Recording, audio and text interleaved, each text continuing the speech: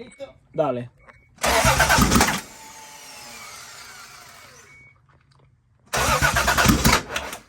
¿Viste como de repente como que se ahoga?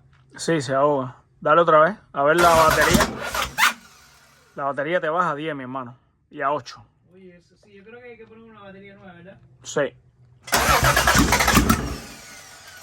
Porque tú necesitas power constante. Sí.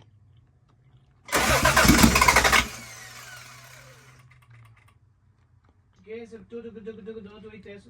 A ver, hazlo otra vez. ¿Tú estás grabando? Sí.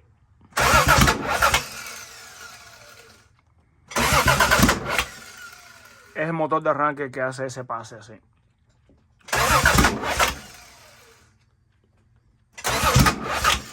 ¿No estará llegando suficiente corriente al motor de arranque? ¿No será Yo. eso? Será eso. Porque entonces